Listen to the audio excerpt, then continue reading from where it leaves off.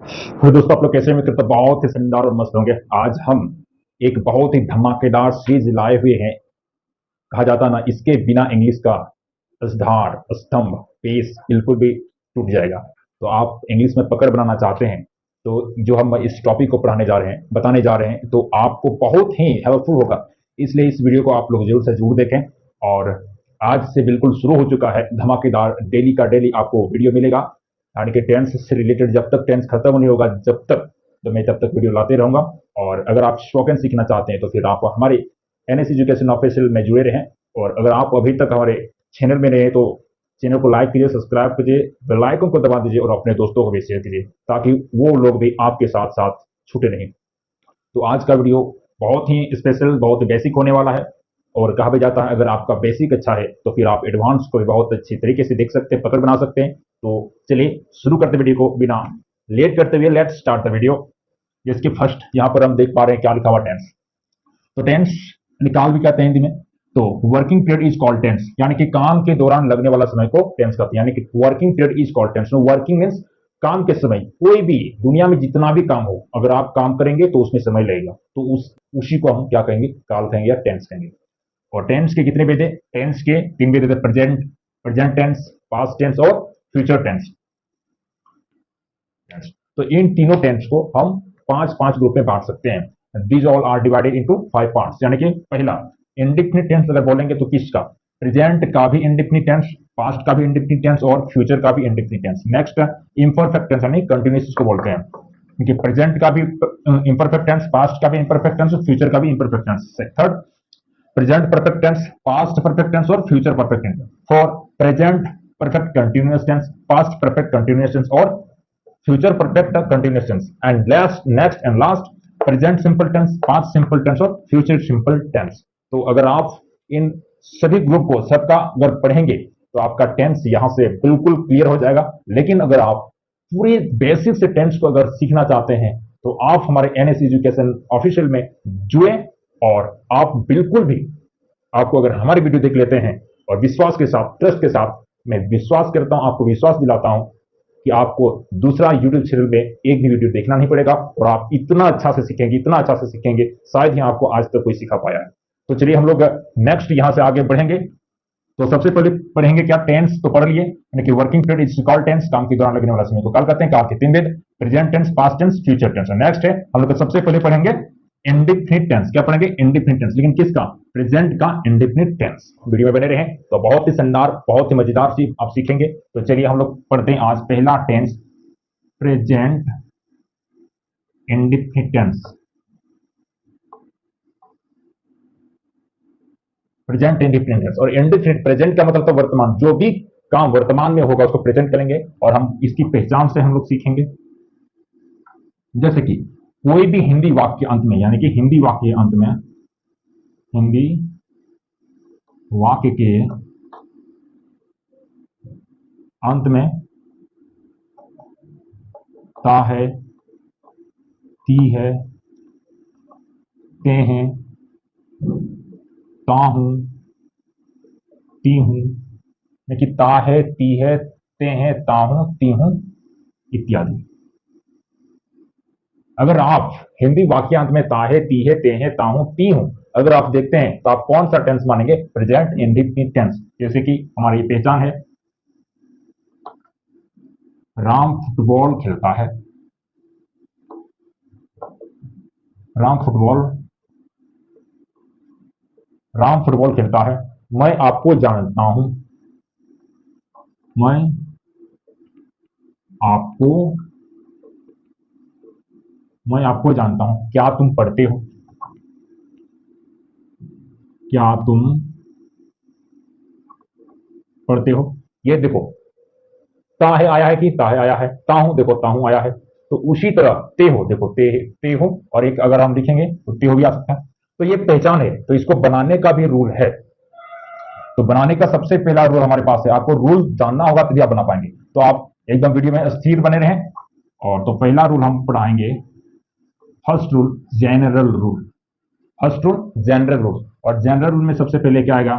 Subject आएगा, इस पर V1 ऑब्लिक V5 आएगा, प्लस में ऑब्जेक्ट ऑब्लिक कंप्लीमेंट। इसके बाद नेक्स्ट आता है इंट्रोगेटिव। और इंट्रोगेटिव वो सेंटेंस होगा, कोई भी सेंटेंस क्या से शुरू होगा, मतलब सब इंट्रोगेटिव में जितना भी होगा सब का सब क्या से शुरू होगा। जैसे कि हम देखेंगे यहाँ पर, क्या तुम पढ़ते हो, तो ये क्या इंट्रोगेटिव सेंटेंस हो, किस से शुरू हुआ, क्या से, तो ये इंट्रोगेटिव होगा। तो सबसे पहले हेल्पिंग वर्ब में आएगा डू ऑब्लिक डज और प्लस में सब्जेक्ट, इसके बाद यहाँ पर given object oblique complement question mark, और कोई भी सेंटेंस क्या से शुरू, क्या से। नेक्स्ट थर्ड यानी कि आईपी, और आईपी का होता है इंट्रोगेटिव प्रोनाउन, और इंट्रोगेटिव प्रोनाउन को उस सेंटेंस को कहेंगे यानी कि वाक्य के बीच में क्यों, कब, कैसे, यानी कि WH वर्ड रहेगा। तो यहां से हम देखते हैं आईपी, आईपी के बाद सीधे आप सब का सब इंट्रोगेटिव का रख दीजिए, आपका आईपी बन जाएगा। तो यहां से आ जाएगा do does subject V1 oblique V5 question mark. वाक्य के बीच में क्या रहेगा, कब, कैसे, क्या, क्यों, कब, ये सब रहेगा। फोर आपका आएगा नेगेटिव सेंटेंस। नेगेटिव कहने का मतलब वाक्य के बीच में सिर्फ ओनली, एकदम सिर्फ का सिर्फ एक ठो यानी कि एक नेगेटिव वर्ड रहेगा, यानी कि नहीं वाला रहेगा। तो subject plus do does not V1 यानी कि फर्स्ट फॉर्म ऑफ वर्ब ये होगा, सिर्फ का सिर्फ इसमें नहीं रहेगा। और इसके बाद नेक्स्ट आता है 5 रूल यानी कि इंट्रोगेटिव का नेगेटिव। इंट्रोगेटिव का नेगेटिव, इंट्रोगेटिव कहां से शुरुआत, डू डज से, तो डू डज सबसे फर्स्ट आएगा, डू डज, और यहां पर सब्जेक्ट के बाद नॉट लग जाएगा, V1 ऑब्जेक्ट ऑब्लिक कंप्लीमेंट, यानी क्या से शुरू होगा और नहीं भी रहेगा बीच में, ठीक ना। इसको लास्ट आईपी का भी नेगेटिव, यानी कि आईपी और नेगेटिव। आईपी किससे शुरू हुआ है, आईपी से शुरू हुआ है, तो आईपी से शुरू ही होगा, और एस के बाद क्या हो जाएगा, यानी कि इंट्रोगेटिव प्रोनाउन है, IP do does S not V1 object oblique complement, यानी कि कोई भी वाक्य में क्या, कब, कैसे के साथ नहीं अवेलेबल रहेगा। तो हमारा क्या था, 6 रूल था, 6 रूल यानी कि 6 प्रकार से इस टेंस में क्या आएगा, वाक्य आएंगे। तो आपका फर्स्ट है general rule, interrogative IP negative, interrogative negative, IP का नेगेटिव। तो आपको ये रूल आपको बिल्कुल भी याद रखना है, और आपका प्रेजेंट इंडेफिनिट टेंस में जितने भी वाक्य आएंगे आपका इसी 6 रूल से, इसी तगड़े रूल से बनेंगे। तो आपको इसका बहुत ही अच्छा तरीके से आप स्क्रीनशॉट ले लें अगर आप इसका लेना चाहते हैं। और अब इसके बाद हम लोग इसको बनाने का प्रयास करेंगे। चलिए, हम पहला लिखे हुए थे जो भी राम फुटबॉल खेलता है, राम फुटबॉल खेलता है, तो सबसे पहला क्या हमको ढूंढना है, सब जनरल रूल, मतलब कोई मतलब कुछ नहीं रहेगा, सिंपल रहेगा, सिंपल को मिलेगा जनरल। और जनरल में क्या होगा, सबसे पहले सब्जेक्ट, और सब्जेक्ट उसको बोलेंगे जो फर्स्ट में है, तो इसमें भी जो फर्स्ट होगा वो सब्जेक्ट होगा। तो फर्स्ट में क्या है, राम है, तो राम क्या हो जाएगा, सब्जेक्ट। तो राम का इंग्लिश में होता है, तो उसका वर्ब है, तो वर्ब है, तो एस यानी कि V1 है या V5 है। तो ये इससे पहले हमको जानना होगा क्या, V1 या V5 किसके साथ चूज होगा, उसको पहले जान लेते हैं, तभी इसको बनाएंगे, ठीक ना। तो सबसे पहले V1 V5, और यहाँ पर यहाँ पे डू भी आया है और डज भी आया है। तो इन सब का प्रयोग किसके किसके साथ होता है, बहुत इंपॉर्टेंट ये चीज है, क्योंकि बहुत सारे लोग इसमें कंफ्यूजन होते हैं। तो सबसे पहले डू हम लोग देखते हैं, तो डू का प्रयोग उस आई के साथ, वी के साथ, यू के साथ और दे के साथ। बाकी बात जो रेस्ट है, ये सब के अलावा सबका सब ही आएगा, सी आएगा, ईट आएगा, कोई भी सिंगल नेम और कोई भी वस्तु, ठीक ना। और तब ये जो फर्स्ट वन है तो इसके साथ आएगा, आई के साथ, वी के साथ, यू के साथ और दे के साथ। बाकी बात जो यहाँ पर जो जितना भी है, ए के साथ, सी के साथ, ईट के साथ, कोई नेम के साथ, उसके बाद कोई थिंग्स के साथ, यानी कि ये सब, यानी कि आई वी यू दे के साथ वर्ब का फर्स्ट फॉर्म आएगा। उसके बाद और फर्स्ट फॉर्म में अगर एस जोड़ेंगे तो क्या आ जाएगा, क्या बन जाएगा, V5 बन जाएगा। यानी कि फर्स्ट फॉर्म में, यानी कि अगर हम कोई सेंटेंस लिखते हैं, यानी कि रीड पढ़ते हैं, क्या रीड, अगर इसमें एस या ईस जोड़ेंगे, क्या एस या ईएस, तो क्या बनेगा, रीड्स बन जाएगा। तो ये क्या बन गया, वर्ब का फिफ्थ फॉर्म। और वर्ब का फिफ्थ फॉर्म तो किसके साथ लगेगा, ही के साथ, सी के साथ, इट के साथ, कोई नेम और कोई वस्तु के साथ। और आपको ये भी जानना बहुत ही आवश्यक है, और तभी हम लोग का क्या, अब जो एग्जाम्पल था वो बनेगा। तो इसको फिर हम लोग साफ करते हैं।